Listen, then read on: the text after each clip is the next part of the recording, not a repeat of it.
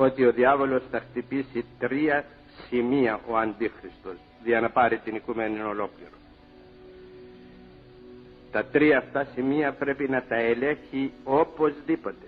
Εάν δεν τα ελέγξει δεν θα μπορέσει να κυβερνήσει τον κόσμο όπως λέγει το Ιερό Ευαγγέλιο. Το πρώτο σημείο το οποίο θα χτυπήσει ο διάβολος είναι η κοιλία. Κοιλιόδουλοι άνθρωποι σήμερα. Η κοιλία είναι το πρώτο σημείο το οποίο ο διάβολος θα το χτυπήσει αλίπητα. Και εκείνο το οποίο ονομάζεται φαγητό, τρόφιμα, οτιδήποτε άλλο για την κοιλία, αυτά πρέπει να τα ελέγχει ο διάβολος. Διότι αν δεν τα ελέγξει αυτά δεν μπορεί να υποκύψει ο άνθρωπος στην ειδική του παγίδα. Το δεύτερο σημείο το οποίο θα χτυπήσει ο διάβολος, διότι χωρίς αυτό πάλι ο άνθρωπος δεν μπορεί να ζήσει, δεν μπορεί να κινηθεί, δεν μπορεί να επιβιώσει, είναι αυτό το έρημο, το χρήμα το οποίο κατεπρόδωσε των διδάσκαλων Χριστών. Αυτό το χρήμα πρέπει να το ελέγχει ο Αντίχριστος. Αν δεν το ελέγξει αυτό, αν δεν το κρατά δηλαδή στα χέρια του, δεν πρόκειται να κυβερνήσει τον κόσμο. Και το τρίτο σημείο, το φοβερότερο, τα είπαμε πολλές φορές, αλλά επειδή ξεχνούμε, εγώ θα τα επαναλαμβάνω για να μείνουν ίσως μέσα στην ψυχή μας, στη διάνοια μας, στην καρδιά μας. Το τρίτο σημείο είναι η μετακίνηση από τόπο εις τόπο. Συγκοινωνίες δηλαδή. Αεροπλάνα, πλοία, σιδηρόδρομοι, αυτοκίνητα. Όταν τα πιάσει αυτά, τι θα κάνεις? Ή θα περπατείς ή θα υποταγείς. Ή θα βάλεις μπροστά τα 2 πόδια για να σε μεταφέρουν όπου θέλεις, ή θα μπήσεις στα 4 αυτά πόδια τα οποία ονομάζονται τροχή και φτερά των αεροπλάνων και πλοία και σιδηρόδρομοι και θα υποταγήσεις τον Αντίχριστο, διότι εκεί θα σου πει βιάζεσαι να πάσεις στην οικογένειά σου, να πάρεις το 666, αλλιώς πήγαινε με τα πόδια.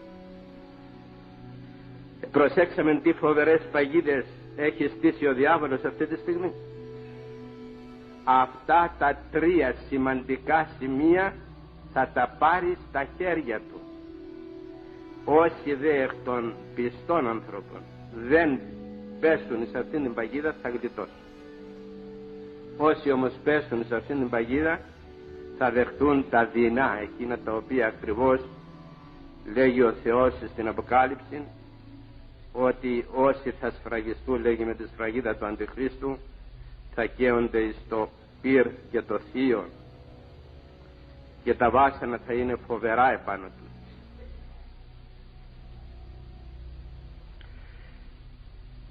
Δια να ελέγχει τώρα αυτός ο Αντίχριστος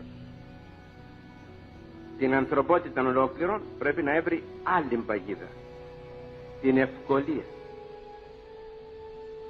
Δηλαδή ο κάθε ένας άνθρωπος θα προτιμήσει την ευκολία, όχι την ταλαιπωρία. Σου λέει εύκολο πράγμα, δεν είναι αυτό. Γρήγορα τελειώνω.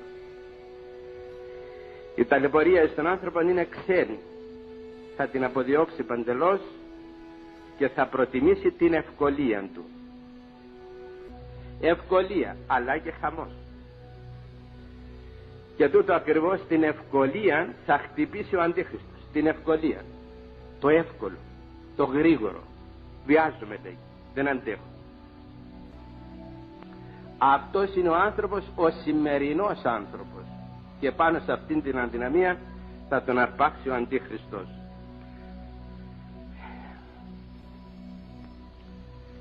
Το χάραγμα του Αντιχρίστου, το οποίο αναφέρει η Αγία Γραφή, είναι ο αριθμός 666 και αυτή τη στιγμή την οποία ομιλούμε, τα πρώτα κράτη του κόσμου τα οποία έχουν υιοθετήσει αυτό το χάραγμα του Αντιχρίστου είναι η Αυστραλία και ο Καναδάς.